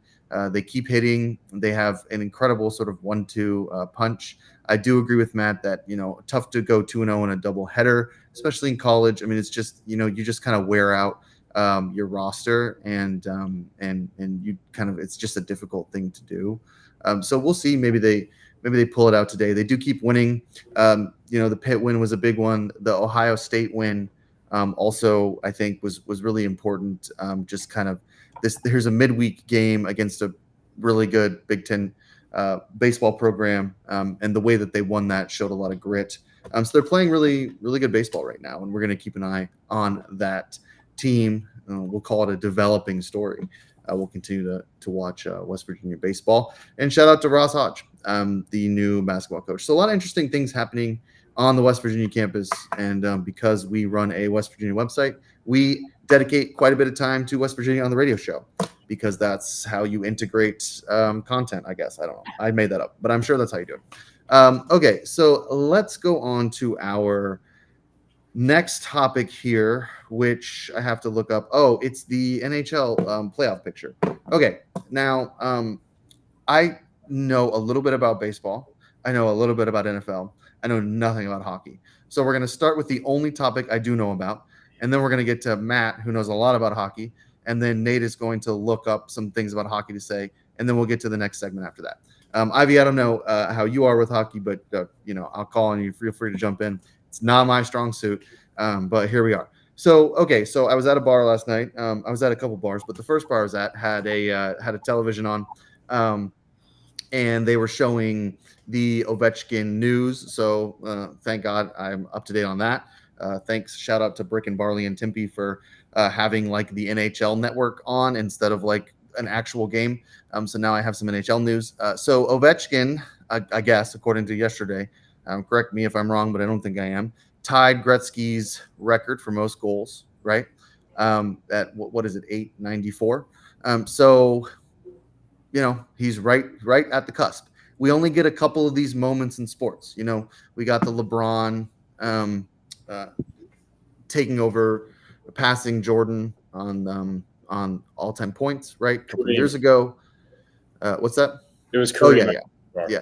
Passing Kareem on all-time points. We have, I guess the home run race. Like, there's not a lot of these that happen in sports, and this is a huge one. Matt, how excited are you to see this record broken? I mean, I'm not the biggest Capitals guy. It's great to see, I guess, but like, I'm an Oilers fan, so I mean, that's where Gretzky made his name. He got all the points. I think it's great for hockey. I don't know if I'm necessarily excited about it, but I'll be curious to see if he can get it done Sunday. They play the Islanders, and he has never scored on Ilya Sorokin, so that would be kind of fitting, honestly. Get his first career goal off of him. I mean, he's going to get it done. I think it's good for hockey. It's well-deserved. I mean, 20-year career, dropping 40 goals a year almost. Like, yeah. Yeah. So Matt, not as excited because he doesn't want to see Gretzky's record broken. That's going to happen anyway, so he's going to have to get over that. Nate, how do we feel about this? I mean, this, to me, this is like, again, one of you only get a couple of these stories. This is huge. If he does it on Sunday, that adds sort of another layer to it. How do we feel about Ovechkin? I mean, it's a great story, and it's one of those records that I think 10 years ago people would have thought like Gretzky's goal record was unbreakable. It was sort of in the same echelon of records as like Nolan Ryan's strikeouts in his career type of thing, where it was like nobody's ever going to do that. Nobody's ever going to, throw as many complete games as, they did in the early part of the baseball, history. And nobody's going to throw as many innings as Nolan Ryan with that sort of dominance to get the strikeouts. No, just like, and like, it just felt like the goals, the game is changing to where, it's really hard to put together a 20-year career like Gretzky did in the first place. And then to have that level of dominance throughout your career is crazy, when you're in your 40s. So that's the sort of first thing is it's just crazy to see because I'm not really sure that it was a record that people anticipated Ovechkin breaking. And now here he is, and he had a real chance to break it yesterday and sat out the empty net. He just sat down on the bench and the coach, and the players were like, you want to go in and just score on the empty net? And he said, no, I want to do it against a goalie, which sucks for Wayne Gretzky because he flew to that game to see Ovechkin break the record. And now he's got to fly to another game to watch him break the record. He's got to keep going to all these games for the end of the season to watch Ovechkin break his record. But Gretzky's, I guess the part that I kept thinking about was when Kareem was sort of watching LeBron get ready to break his all-time scoring record in the NBA. And we see this sometimes in the NFL when sack records sort of get brought up because those are records that sort of get, close to being broken all the time. The rushing record last year, we saw that. And usually the record holder is an older guy and they don't want the person to break the record, right? The NFL players are always like that. Kareem was pretty lukewarm to LeBron breaking his record. So it's one of those things where Gretzky was so gracious that it looked, it's just a way different look. And I think it just speaks to like Wayne Gretzky's probably like Canadian sensibilities and probably the Canadian sensibilities of the NHL just generally to where they're like, this is a really great thing for the game. And that's sort of the talking point as opposed to, every time Eric Dickerson got interviewed last year when Saquon was about ready to break the NFL single season rushing record. It was like, he was like, well, there's kind of an asterisk on it because they play more games and, it's not really the same game anymore. And I don't really want him to break it. I still want to be the guy that holds the record. And for Wayne Gretzky to be this supportive sort of publicly, I think is a cool move in sports that we don't always see anymore. Yeah. So I do think, Kareem's always been a little bit of a curmudgeon, I think. Terrific writer, by the way, if you've ever read any of his op-ed. He writes he writes for the LA Times a lot. Like, really good op-ed writer. But yeah, I mean, he was at least a little salty there. Gretzky is, that he's always been this way. He's kind of a class act, right? It is kind of funny he has to kind of keep flying to these games. I didn't think about that. Ivy, any thoughts on the Ovechkin record-breaking season? Yeah, I mean, I think it's really cool. I'm with Matt. I'm not really a Capitals fan. I'm a Penguins fan. So, yeah, I'm not a huge Capitals fan, but I do think there is that respect, like Nate was saying, with breaking those records. I think it's something that a lot of people didn't even expect to happen. And then, Gretzky's had 2 records come up with Crosby broke one. And now, Ovechkin is probably going to get that done in the next game. So I do think it's cool. And I think it is nice to see like Gretzky being so happy about it and just happy for the game. So I think it's cool overall. It should be, and yeah, I liked that he didn't do it on the empty net. I like that he wants to kind of actually like earn it on a goalie and have a game. So you never know how that's like. There's you see this in baseball sometimes too, where like they'll get someone will get to 3,000 hits. They'll be at 2,999, and they'll like hit a little like dribbler up the middle, and the second baseman will just like sort of let it go through to the 3,000th. So but in hockey, it's a little bit, like I wouldn't want to score my, record breaking goal on an empty net either. Right. Like, give me because also like, it's a moment that is going to be replayed forever. Like, he's going to have a picture in his mansion or whatever, some gigantic picture of him, shooting this goal. Like, I don't know if like on an empty net, like that would look ridiculous. It's just him just pushing into it. Just net. It's on his mantelpiece. Like what said about how like kind of unbreakable this was viewed as. Like, this is a big deal. So I mean, especially the style that he plays, being a shot first guy, not a pass first player. You don't see them play 20 years as frequently. So it was kind of that thing like, this was never going to be broken. I don't think you want that rerunning video for the next 100 years to just be a 3/4 ice slide into an empty net. Like, let's add some spice to it, make it a moment. Like, it's a big deal. Spice it up, make it what it should be, I guess is the best way. Yeah. I mean, like, these guys are all competitors. Like, they want to score on the best goalies. They don't want to score their biggest moment in sports to be in an empty net like it's practice. Matt, we got a couple minutes here before we move on to some women's college basketball, and then we'll do the men's, of course, because we got the Final Four coming up. But just give us like a couple minutes on the playoff picture for the NHL, what it looks like for all of our NHL savvy friends. Oh, it's a shame we don't have your dad on. Got into it last night at dinner. My dad is Canadian, so my dad and John had a 20-minute just banter, mainly revolving around the Jets. As you know, your dad has been a big Jets backer all year. But I think it's going to be interesting to see how it plays out. The team I'm most curious with is the Rangers. They're on the outside looking in. They pretty much have to win out. So I'll be curious to see if they can finish 7-0. But it's going to come down to draw, too. It's going to come down to seeding. Jets, Stars, both, in my opinion, top 2 teams in the league. Whoever gets that first spot in the Central avoids Colorado, which is going to be crucial, as the Jets have been eliminated by Colorado each of the last 2 seasons. So I'm sure they have no interest in a first-round matchup there. So I think that's going to be interesting. I'm a big Ottawa backer as well. They're the one wild card in the East. I think they're going to be a tough matchup for everyone, so that's going to be interesting. Olmark in net's been playing really well, but I'm really curious to see. I'm curious to see how the West shakes out. The Jets have kind of not gotten over that hump. Hellebuck's been a regular season stud, hasn't translated. Another team in the West that's getting hot since the Four Nations is the Blues. Bennington kind of figured it out for Team Canada, and they've been red hot since. So I'm curious to see how that plays out. Definitely going to be looking forward to this playoff run. Listening to John. Yeah. So John never communicates anything with me of any importance. He communicates stuff that's not important constantly, but nothing that's important.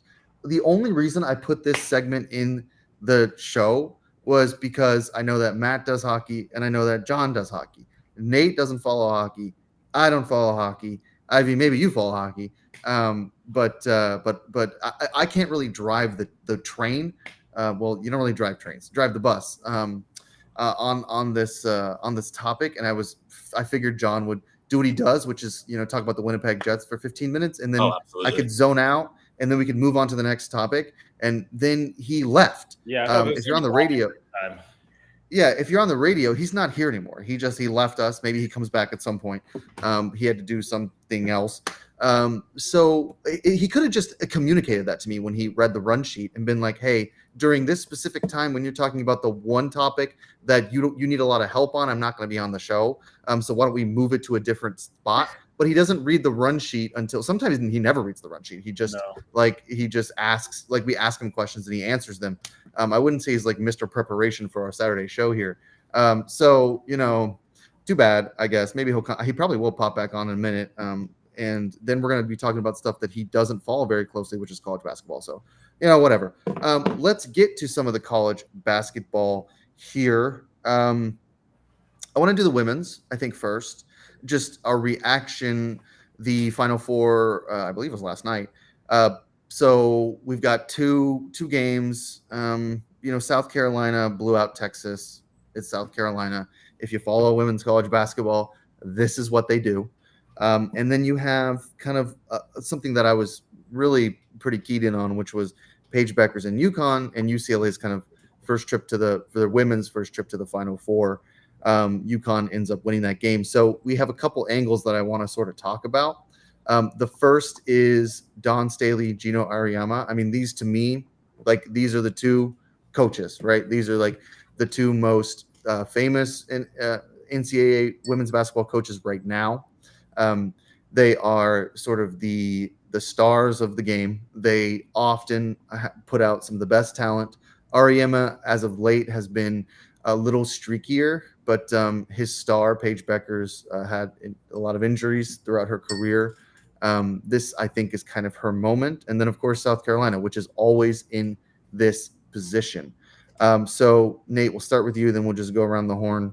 Thoughts on the Gino Dawn Staley matchup, thoughts on South Carolina always being in this position. I mean, they are the dominant team.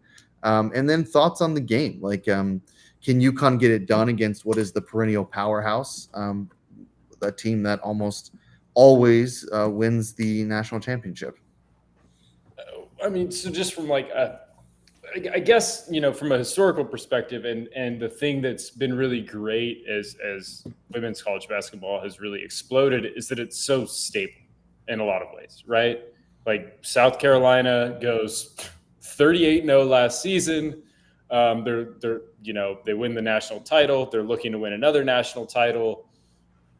UConn is, legendary, and they're sort of just staying power at the upper echelon of women's basketball. They're looking for their 12th national title, although this would be their first in quite a while.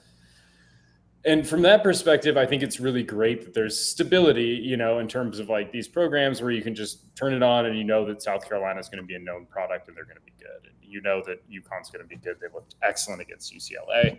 And South Carolina looked excellent against Texas. So from that perspective, you get the two best coaches, the sort of two, great coaches in ways that are, really fun to watch. Dawn Staley's like a national treasure. And I think that the other thing to notice is obviously there are the stars. Paige Beckers will be playing in this game, and you get the stars, but then you also have some freshmen for both teams. Sarah Strong at UConn, Joyce Edwards at South Carolina, that are like, the sort of future of what college basketball can be. And that's exciting too, because, we're seeing all of the players play pretty much their max of 5 years, which makes a lot of sense given the NIL money floating around for women's college basketball and the lack of money floating around the WNBA to actually pay them when they turn professional. And I think that it makes for a really great product because they stay the whole time. They develop into incredible players, and it creates a really riveting product for TV and just for sports fans. I'm going to do a teacher thing. Then we're going to get to Ivy and Matt. Nate, say a little bit more about why some of these freshmen represent kind of the future of what women's basketball can be. Or do you just mean that they just are the future because they're freshmen? Because they're freshmen, they've played great. Obviously Strong had with 22 points against UCLA. Edwards has a double-double against Texas for South Carolina. So from that perspective, I mean, if you're just looking for really strong players, these are freshmen having great games in really huge moments, in Final Four moments. And then you're probably going to get another 4 years of them having really great moments in the Final Four, to where sports fans can really latch onto them in a way that they can't for men's college athletics as much. The grass is always greener somewhere else in men's college athletics, in ways that the grass doesn't really get that much greener than UConn and South Carolina. In women's college athletics, there just aren't as many hot spots and not as much money to go sort of seek elsewhere in a transfer portal and NIL. So what you're getting is sort of a snapshot of what your next 4 years will look like as a program, which is pretty cool for these people or for these teams. And it's pretty cool, to be able to like watch as a sports fan. And it lends itself, like I said, to people wanting to keep watching this product because they're, so stable as programs, and because, you start to sort of recognize these players and you start to sort of grow with them. Ivy, thoughts on the game here? I mean, this is going to be, I think, super exciting matchup. Yeah, I think it's going to be a really great game. Both are awesome teams. Watching them play yesterday was really great. I'm rooting for UConn personally. I think the last time they won, I think, was 2016 or earlier. So it's been a while. But they made it to the Final Four in 2021 with Paige Beckers. So South Carolina has been more dominant, recently. But I don't know. I'm kind of rooting for UConn. I think they could definitely pull it out with a win. So. Yeah. I mean, look, I'm rooting for UConn. Oh, there he is. John's back. He missed our hockey segment, but he's back for his basketball. Going to do men's basketball here in a minute. And he changed clothes, so a lot of stuff going on. Always chaotic when you're dealing with John. Yeah. Can't be bothered to like barely put like a clean shirt on for Godzilla wins, but when it comes to something else, he puts on the blazer. To be fair, I got this shirt off the floor, so I'm not exactly killing it either in that remark. So anyway, the best shirt is Nate's shirt. Nate, I love that shirt. Yeah, throwback, right. baby, throwback. That is a good one. Love it. Matt, we're still on women's basketball here. I'll give you my thoughts, and then we'll go to you. Then we can go to John if he has any. I'm with Ivy. I mean, I'm cheering for. The thing about South Carolina is a lot of times their stars become stars during the national championship. They play like this incredible sort of like team basketball that they don't stand out in ways that like Juju Watkins does or Paige Beckers, etc. They often just play like as a unit, just incredible, almost unbeatable basketball in the women's game. And so what ends up happening is when everybody's watching during the national championship, then we start paying attention. We're like, oh my God, like, Camila Cardoso is really good, something like that. So we'll see how that kind of emerges in the game. But I think, just as a women's college basketball fan, of course, I'm rooting for UConn because you want to see Paige Beckers get her national championship, especially the way her career went with the injury last year and the way she's been sort of battling back from that. Really been like 2 years of this kind of like injury saga. And she is incredibly electric. She is just an incredible player. She's a lot of fun to watch. She is going to be dominant in the WNBA. That to me is clear. So I'm with Ivy. I'm kind of in the UConn camp. But Matt, what do we think about the women's game here? No, I'm definitely with both of you guys. Being the Clemson dude, I have no interest in seeing South Carolina succeed. Big rivalry, so definitely cheering for UConn. Want Paige Beckers to get it done. But I do think I'm excited to watch the game. I think that I was going to kind of give it that Lakers-Celtics comp, kind of like the pinnacle programs. But then it's also like in a weird way, it's like an 80s, 90s Bulls versus like a 2010s Warriors. Like it's almost two different, like Ivy said, UConn has won it in almost 10 years. So it's a little bit of a different era switch, but I'm pumped. It's the best two teams in the country. South Carolina, I think, has looked a little more vulnerable. Granted, UConn did get Southern Cal without Juju Watkins. Obviously, that's going to help substantially. But UConn's ran through it. I'm hoping they get it done tomorrow. I'd love to see Paige Beckers get her ring. South Carolina's won 2 of the last 3. They've got their fair share.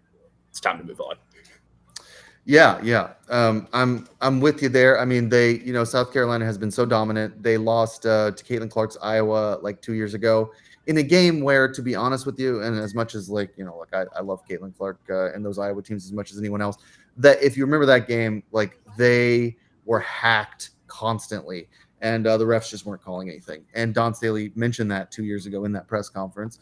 And she had a point about that. I mean, it was very hard for them to get any separation down low and score. And so I'm, but yeah, I mean, they look 2 out of the last 3 years. They're just an incredible team. All they do is win. Dad, any thoughts on the UConn South Carolina matchup before we get to the men's? John Did you ask me something? Did you? Yeah. What, are you not listening? No, I wasn't sure because there's a lot of background noise here as the game time fills up. The thing about women's college basketball now is you follow players. Like, I don't really know the teams, but I follow the great players, Paige Becker being one of them, and of course Caitlin before that. And so you follow them. It's helped the WNBA, which I never watched, but now I watch it because I was following the players. And that's why, look, I don't think anybody's going to beat Dawn Staley in South Carolina. Somebody said it. All right. John's having some he's going to be best basketball. What'll happen? Yeah, here he comes. In the Final Four. They're going to be very difficult to beat. But I'm going to root for UConn. I'm going to watch the game. I want to see Paige Buckers win it. I want to see her go to the NBA. I want to see her. Oh, here he goes play again. Caitlin. Those games are going to be fun.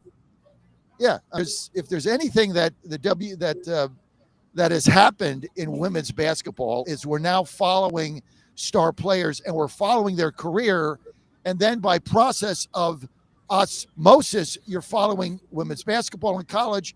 You're following the WNBA because of these star players that are very, very unique. So I think that's been the biggest thing here, and I hope Paige wins.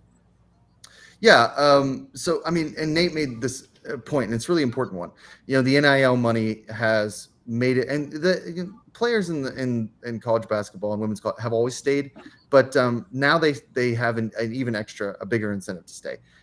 You see this with Haley Van Leeth is a big star in the college landscape, and she's been around for a while as well. So, I mean, you see this all the time. Women's college basketball has really benefited from the NIL. It's one of my sort of key arguments. Ivy and Matt, again, another tradition that you should just know, as you're now like regular contributors on the show, a big Godzilla wins tradition is John is outside and his internet has like sort of a meltdown near the end of the show. And so he's going to cut in and out, and he won't even really be aware of it. But we'll just be staring at his screen, kind of cutting in and out. That's just something that we do on the show. Can we talk about the truck? Yeah. What's going on? What's going on behind you with the truck? Is that your truck, or did you just? Yeah, that's our truck wrap. We highlight WV Sports Nation, our new website. Everybody go there. WV Sports Nation. Jack is the chief operating officer. He runs that site. I got to tell you, son, you've done a phenomenal job in putting that site together. A great business plan you put together. It's a great site. Great writers like Ivy is on it, and some of our writers are here with me now. Brendan, Trent. So I want to thank them. But it's a great website. And Jack, this is your best work that you've ever done. This is why you're getting a PhD. I mean, this thing was brilliantly put together, and all the feedback that I get, coaches are calling me up, telling me what a great addition it is to the West Virginia Morgantown community. So we got our truck wrapped for that, and also for our app. We're the flagship station of West Virginia. So to go to wvthetorch.com, you can download our app, get all the games there at wvthetorch.com. Yeah, I think my best work are the 13 years I've spent educating America's youth, but I am proud of the website as well. So definitely, I've done quite a bit in my professional life. West Virginia Sports Nation being one of those things. Certainly happy to to have such a successful website. And I didn't even know you owned a truck, so good to know on that front as well. It is kind and of we a sick truck. love our writers. That's the other thing. I mean, there's one thing that we love is to give our young writers like Ivy an opportunity to write real stories and do interviews. And she was at, I guess, Steve Saban's presser the other day, asking the coach questions and then writing an article on it. We've got Brendan here also. We got a lot of young writers that Ann and I, Mom and I, that is the number one thing that we love to do is mentor them. And yourself and Dan have just, Dan Angel, our editor, also contributor. So we need to put him in there. He's a great mentor. He's been writing about college athletics for 2 decades. He's a tremendous asset to us. But putting this together in basically 6 weeks with a very limited budget, and it's it's clean, it's focused. You've hired great writers, and I'm very proud of the job, son, that you have done with that and our site. Great job. Thanks. On the ground in Morgantown, John Fredericks. So let's get to the men's basketball here. We got like 25 minutes to do some breakdowns. I mean, Final Four. First off, I'll just say chalk, right? I mean, what is this? All number 1 seeds. First time that's happened since like 2008. So kind of an interesting storyline. I'm less interested in that, like these sort of all number 1 seeds, because these teams are really good. And I think Florida, Houston, and Auburn specifically, I kind of expected to be in this position. Whereas sometimes you have like a weak number 1 where you're like, this is like an Elite 8 or a Sweet 16, and then they're out. But these are the 4 best teams in the country, and it's cool to have them playing in the Final Four. So Nate, we'll start with you. Let's start Houston Duke. I want to say Florida Auburn because I really think that's going to be I think both these games are going to be awesome. What are the keys to the matchup here for both teams? What are you looking for in the? I mean, you've been a Houston guy now for you always have a ton of futures leveraged on the Houston Cougars to win a national championship. I doubt this year is any different. So tell us how you feel about the Houston Duke matchup here.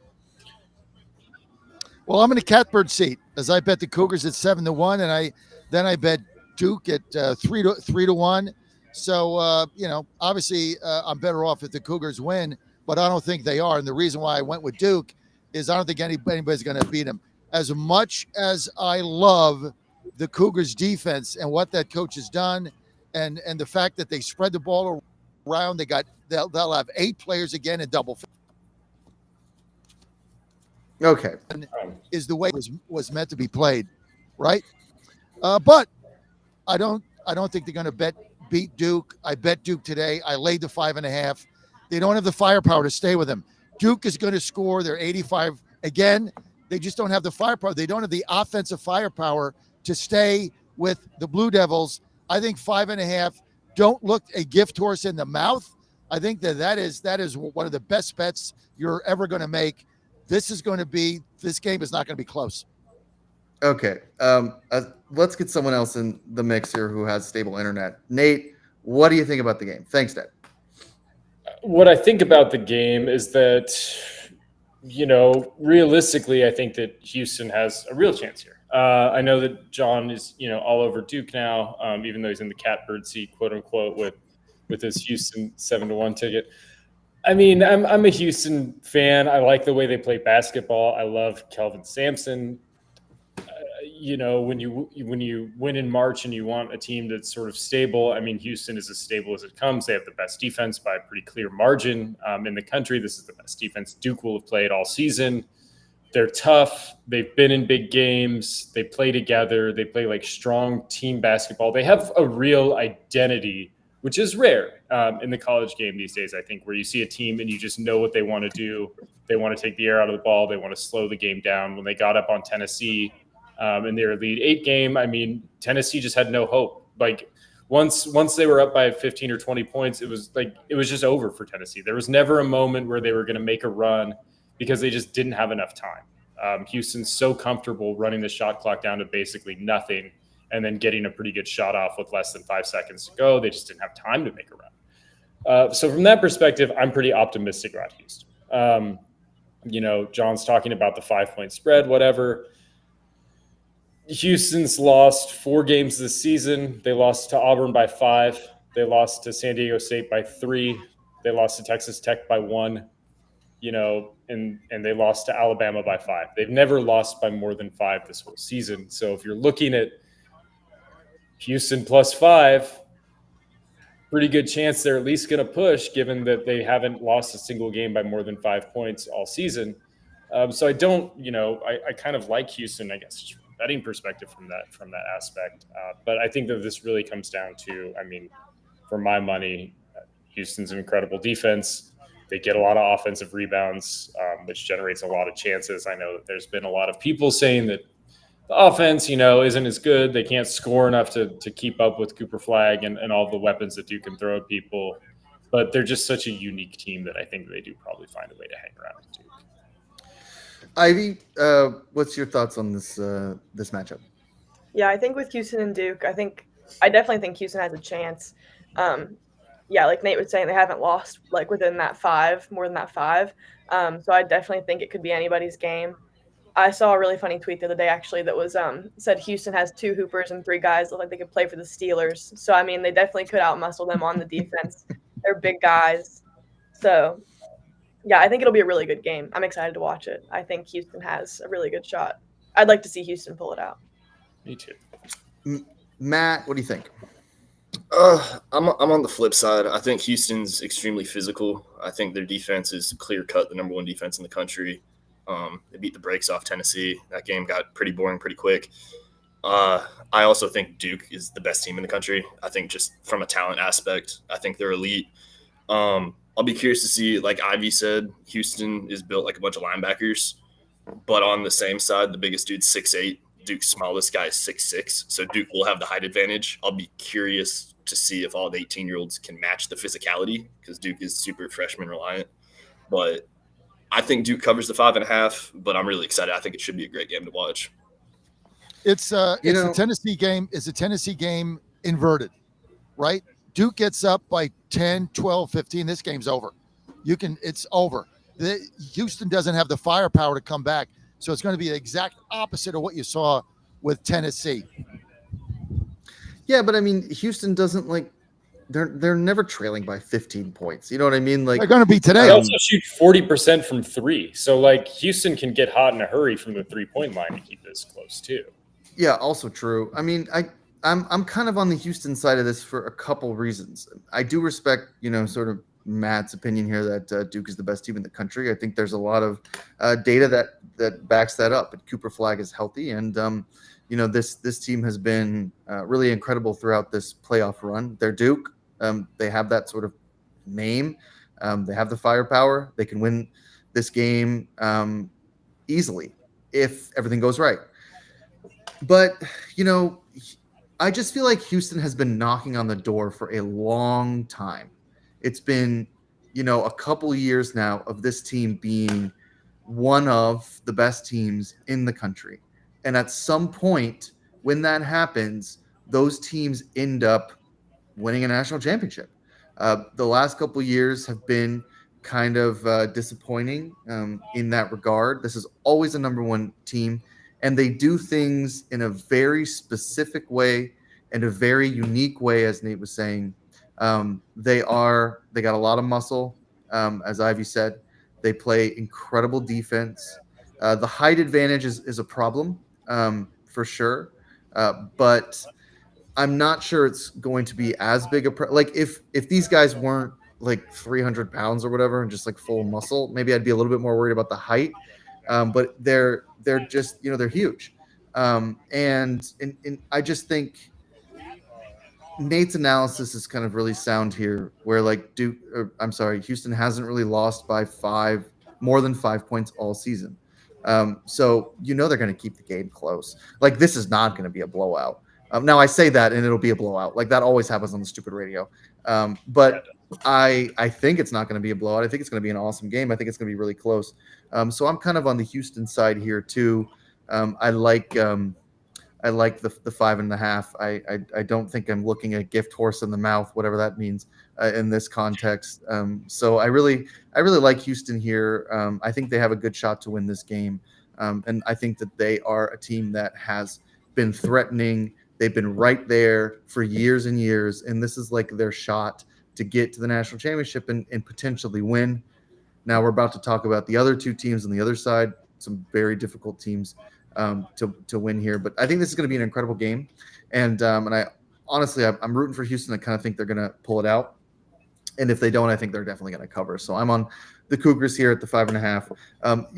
A good strategy always is just to fade John, especially on stuff like college basketball, which he's not any good at handicapping. You can bet him when it comes to NHL. He's great at that. Pretty good at baseball as well, but he's like a disaster with college sports. So if he thinks the game is, and then he's also like hedging, right? Because he's got his future with the Cougars. So there's too much going on there. Don't like the pick. I'm going with Houston. Okay, we got some time, so we can talk a little bit about the Auburn game here. Auburn, Florida. The storyline was always: is the SEC going to live up to the hype? I think we saw that. I mean, 2 teams in the Final Four that are SEC, had a bunch of them in the Elite Eight. The SEC played really well in this tournament. They have had stiff competition all year long, and these are the 2 best teams in the SEC. I personally think that Auburn is the best team in the country. So I'm gonna disagree with Matt a little bit there. I think Auburn has shown over and over again that they can just beat anybody on any given night. They're so good. They're so difficult to play. They're like scary. That's kind of a little tease of kind of my analysis there. Nate, again, we'll go around the horn. We'll start with you here. I mean, if I'm Florida, I'm wondering how I'm going to get past what is, to me, the best team in the country and the odds-on favorite to win the national championship. I mean, well, and if you're Florida, you take some comfort in knowing that you've already beaten Auburn because they also play in the SEC, and they beat them by 9 in a really high-scoring game where Florida got out early and just kind of hung on in a 90-81 victory. So I mean, if you're Florida, you're thinking, well, we've done it once, we can do it again. I mean, that's not it's not crazy to think that. But on the other hand, it's tough to beat a team twice, and Auburn is playing really excellent in a way. And I think that they have more sort of just comfort with knowing, again, it comes down to Auburn knows what they are. Bruce Pearl has this team ready. They've been right on the cusp for a while in a way that Florida hasn't really. And I just look at them and I think that Duke is scary because of Cooper Flagg. Auburn is terrifying because of Janai Broome and what he can do with that team. Not just defensively as sort of a big guy in the paint, but he leads the team in assists. Everybody around him shoots like over 40% from 3. It's pretty amazing how they can run the offense through him and get everybody involved and score a ton of points when shots are falling from outside. So, I mean, I like Auburn here. It's just, this is sort of a vibes moment, but I just feel like Auburn can hang around here. And I've had a hard time buying Florida all season. And I think that, in the biggest moment for both of these teams, I think I just kind of trust Bruce Pearl and his experience with this team, having played in a lot more big games sort of with each other. That's sort of where I'm at. I don't trust Bruce Pearl in many regards, but I do trust him to prepare his team to win a basketball game. I'm not sure I trust him any other way. I trust him to give my money at the casino, but I trust him. Yeah. No, I'm not sure I trust him to fill up my car with gas. Give him the keys, he'd disappear. but I do trust him to win a basketball game. Ivy, thoughts on Auburn, Florida? It's a tough one, honestly. I mean, when you look at the win probability rankings, they're pretty much even. Auburn's slightly behind with 42, and then Florida's a little bit up. But I don't know. I think I'm gonna go Auburn. Kind of like how Nate was saying, they have that identity. They know how to go through their offense and know how to win a basketball game. I definitely wouldn't be surprised though if Florida came out with it, but I think I'm gonna go Auburn. Yeah, I mean, look, and I'll talk about this in a minute. So we'll get to Matt, and then we'll get to John and my analysis. Matt, are you? Look, you were on the other side of us with Duke Houston. You want to take a flyer on Florida here?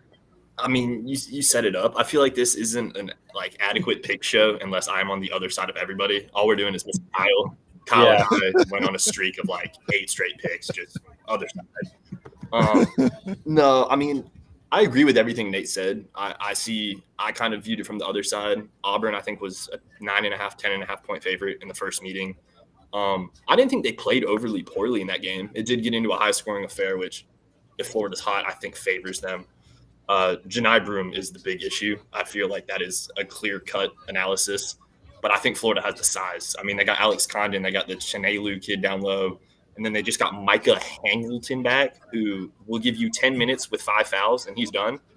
But at 7-1, if that keeps Broom just somewhat contained, I'm okay with it. I'm curious to see how the elbow hyperextension is. And then I think Walter Clayton is one of the baddest dudes in NCAA right now. He took over that game at the end. So I'm going Florida. I'm going to go with Florida here.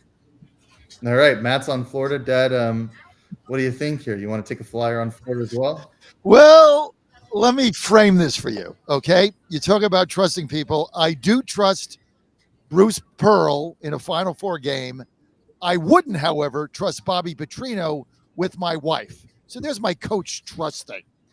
5 years ago, we started Godzilla Wins. You, Jack, No, it was not Nate 5 and years ago. me, and Jack was on his cell. No, this is an important narrative. Jack was on his cell phone doing the show from his truck. He had to go into town to get cell service, right? That's how we started. Now, 5 years later, we all agree on the same team in the Final Four, which is Auburn. I can't believe I'm getting 2.5. I had to put my glasses on when I saw that line. I'm like, this has got to be wrong. I got to be laying points with Auburn, right? I mean, they were the best team forever. I got to put my glasses. I'm getting 2.5. I'll take it. I think Auburn wins this game. Look, I wish that the Cougars and the Blue Devils were not playing each other today. Therefore, I'd have a better chance. But Auburn, somebody said scary. They get hot. This is a scary team. They're frightening. So I love Auburn today. I think they win this game, and I think it's going to end up Auburn-Duke, and that is going to be a great game. They're the two best teams in college basketball. Seldom do you get to see the two best teams play in the finals. I think that's what we're. What I enjoy most Yeah. is thinking about John making a bunch of bets on his DraftKings app without his glasses on and just firing off when the lines do make sense to him. And he's like, "That's probably. I don't even need to look at the line. I'm going to bet this team." Yeah. I took the 2.5, baby. Yeah. Well, Nate, I wouldn't throw too much shade. I mean, I know there was a situation once where you maybe had a little too much to drink and bet a Super Bowl future for 2 years out or something. Oh, yeah, An incredible line. Yeah. Where you hammered some team and you're like, I can't believe this team I'm getting this price. And it was for 2-3 years into the future. So huge Bills fan the next season. Yeah. Hey, you got Josh Allen. That's a solid bet in my book. yeah. Okay, but Ann did the same thing. She thought this is a true story. Mom thought she bet the Eagles to win the Super Bowl, and they win, and she goes in her DraftKings account. She says, "Where's my money? I bet they were 5-1. I bet $200,000. I should get $1,000." Then she looks it up. She bet him to win the Super Bowl in 2026. We've all been there. That's exactly what my story was. But that was 3 years ago. Yes. So funny. Yeah. I look. I'm always getting fooled on the FanDuel DraftKings accounts. I'm constantly hammering the wrong team. I'll do all my analysis and I'll be like, oh hell yeah, UConn, -4. And then I'll bet the other team. I'm sitting there looking at it, and I'll hit the wrong button. While mobile gaming has never been easier, I do think that there's something to be said for calling up a bookie and the bookie being like, "Are you sure that's your, that's the side you want to take?" Instead of FanDuel being like, "Hell yeah." Before we sign anything. Yeah. I do miss those days of calling up and getting the busy signal and calling up, and then finally you'd get through, and they'd be like the guy that I had in Georgia was in Atlanta, and they would drive around 285. They had the dark windows. They didn't have those old cell phones. They just drive around 285 taking bets all day. It was unbelievable. And then when you got paid, they would hand you a newspaper. With Yeah, the money that's in because it. Out that's the because car it used to be window. a crime. Like, that's why they did all that stuff. It's not like a quirk. Like, it used to be illegal. So that's why it was handed to you in a paper like sack. You're winning, which Or the majority of time I was giving yeah, it to I mean, them the in good thing paper. about that is you didn't have like all these receipts, so you couldn't. I was listening to these guys last night at this bar talk about this, where some guy was like trying to qualify for a loan, and he had to declare DraftKings as his second like line of income because of all the transfers into his account. So it was like he's like trying to qualify for a mortgage, and he's got so many transfers in the last like 3 months into his account from DraftKings that he had to declare it as like his secondary source of income on his mortgage application. So, I mean, sometimes I long for the days when, or just even the casino, like when I used to live in Nevada, Nate used to live there too. Same sort of deal. I mean, the receipts are there, but not really. I mean, you're kind of dealing with cash, and you don't have to, now this app tracks everything, and it can get a little embarrassing if you start to look at your month-to-month spending at times. But we've all been there. I've certainly had plenty of mistakes, both on the casino floor and on FanDuel. So it happens to the best of us, Nate. I'll just kind of spend the last couple of minutes on the Auburn Florida matchup, and then we'll get out of here. I think it's going to be Auburn. I mean, that was my pick to win the national championship, which is like not the sexiest pick in the world, but they just, Boom has been so dominant all season long. All this team does is win. They're in a very difficult conference. The Florida game, when they won by 9, I mean, Florida got up, fast start, got up by a bunch, and that's just kind of they couldn't catch up. It's going to be high scoring. It's going to be fast. It's going to be a lot of fun. And what I would really like to see, what would be a lot of fun in the national championship game, is Houston's defense versus Auburn's offense. I think that would be just a really fun, incredible matchup for us. So we'll see. Florida definitely has they have an opportunity to upset, I think, Auburn in this matchup. They've played incredible basketball the entire season long, and they've been great in the postseason in the bracket as well. So, two SEC teams, the two best SEC teams here in this matchup. I'm going to go with Auburn. I just think they're the best team in the country.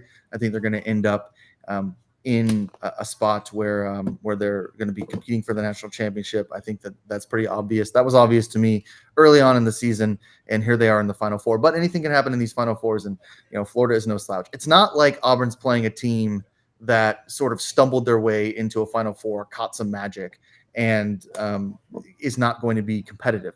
I think all these games are going to be really competitive. I'm going Auburn, Houston, and then let's. So my pick to win the whole national championship is Auburn. Let's just go around. We got a minute. Y'all tell us who you're picking to win the national championship. Nate, we'll start with you.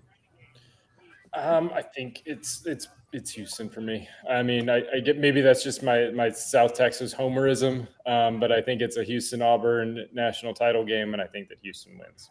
That's what I want. Anyways. Nate's got Houston. Ivy? I'm also going to go Houston. I think that would be like the most interesting to come out of it, and I would love to see it. So I'm going to go Houston. Got 2 Houstons. Matt? Well, I'm just going to keep the trend going the opposite of Nate. So one of us is going to look extremely intelligent come like Tuesday. I'm going to go Duke over Florida. All right. Duke over Florida. All right. Matt's got Duke. Dad? Duke Blue Devils win it all. They beat Auburn in a great game. Too much firepower. And they got the best player in college basketball in Cooper Flagg. Duke wins it. All right. I say Auburn. Dad, I really appreciate your man on the street vibe here. I think next week you should just pull in someone passing by and ask them their thoughts on the game. Like this is some sort of TikTok video. I think that'd be great for the brand. I want to thank. Look at my side. There we go. Hi, everybody. Who's going to win the championship? Oh, Duke all the way. course. Duke's got it. Got to get that one. All right. See, look at that. There you Duke's gonna take it all. True expert. Okay. Duke. Yeah. Pasquale, Live on who's the gonna win? Roku- Pasquale says Duke. Who's gonna win? Duke. We got another Duke. Everybody can't be wrong. Can Duke. We've Everybody's got Duke some here. intelligent fans at the spring game, is what I'm Very hearing. intelligent fans at the spring game. Yeah. Ask that guy over Yeah, there. that's Hurry right. up. I've always Who's thought gonna about win fans again? in the spring game. Okay. We're just Okay. I picking random gotta people. get us Random out. I gotta people get on us the- out. on the street. Okay, bye-bye. I want to thank Ivy White, Matt Lumsden, Nate Perry, and John Fredericks for joining me today. Up next, you're going to hear Golf with Jay Delsing, so don't turn that dial because that's always an incredible show. We have him on the show here all the time. Thanks for listening. Up next, Golf with Jay Delsing. We will see Thanks, you. guys. Well, someone will see you next week. It won't be me. Bye.